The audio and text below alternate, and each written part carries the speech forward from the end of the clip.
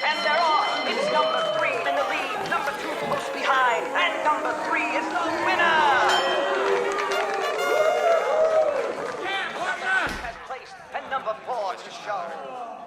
Next week's triple crown. Check.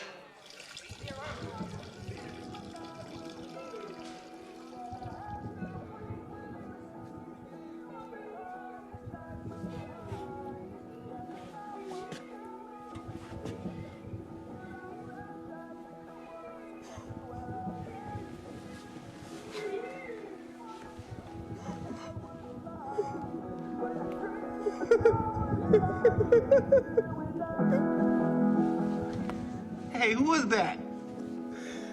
Go ahead, do it again.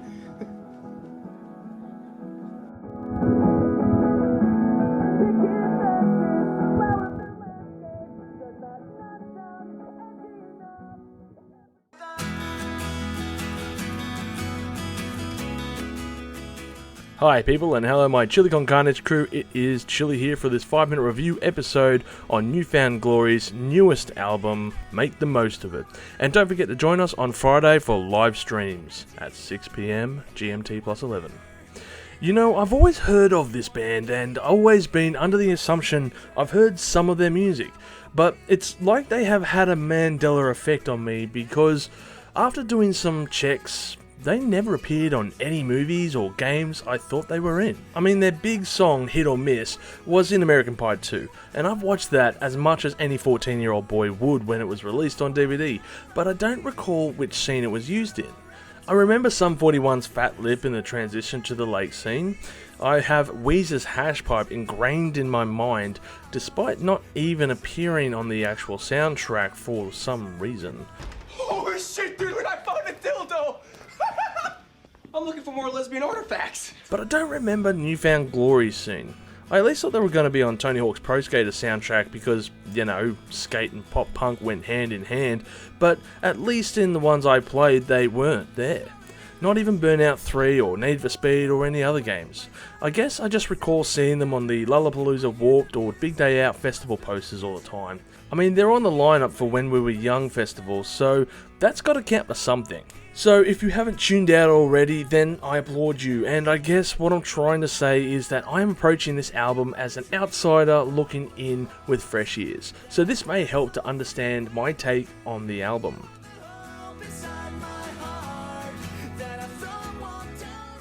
New Found Glory have been one to try out new things, and for a pop-punk band, they even did a covers album called From the Screen to Your Stereo, which was released about 2 years before the Punk Goes Pop series even started up. Granted, the band did appear on the first album, Punk Goes Metal, covering Warrant's song Heaven, and have done 2 more of these to date. So with a flair for doing some interesting covers and a pretty good ability to write a song, the band have taken to writing an acoustic album, and I gotta say, after hearing Stone Temple Pilots' album Perdida, I think that's how it's pronounced, and believing it's their best work in years, I am very open to this approach. It must feel weird for the band to step out of their comfort zone and decide to pick up the old grand bar guitars to make this record, which may have been a side effect of the spicy cough lockdowns, but their opening song and single, Dream Born Again, really sets the mood for this record, as one that sounds like a bunch of guys just sitting around a campfire playing acoustic pop-punk songs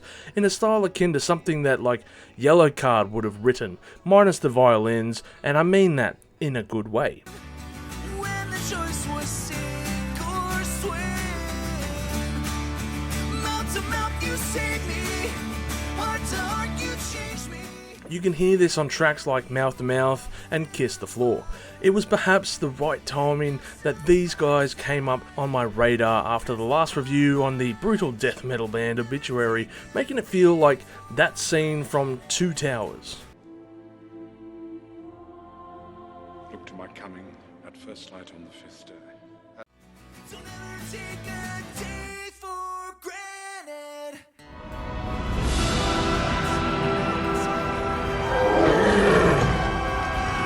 Now I got to say that not everything is sugar and spice and everything nice on here.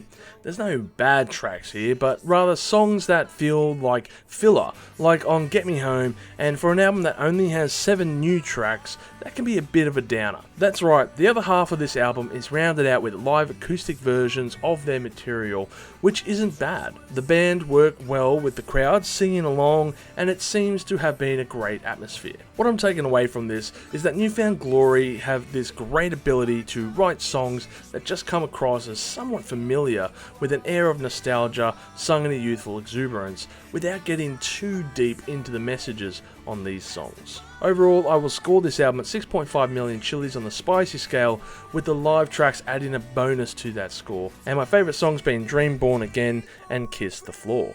Longtime fans who don't like acoustic sets may view this move with some dissatisfaction, but it probably helps a lot that my first take on the band comes at a time when they are trying something very different, so I don't have any context to judge this effort against. I will say that after this album played out, the songs that were suggested were an absolute trip down memory lane for about 3 hours, and one of the best lists of songs I've heard in a long time. So it might have made me susceptible to enjoying it more, but I think the album's sound and songwriting can also stand on its own in achieving this and flowing quite well within those tracks. Thank you for joining me on this episode of 5 Minute Reviews.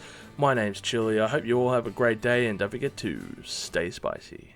Thank you for tuning in to this episode of Live Listen Erased. And if you have enjoyed this episode, make sure you share it with all your friends. Don't forget to subscribe to our Chili Con Carnage crew so you can get notified for all the future videos that we put out, as we put out videos every Friday. Also, we are on Discord, Facebook, Instagram, and Twitter over at Live Listener Race, so make sure to tune in over there. And don't forget to like this video so that our manager can stay very happy.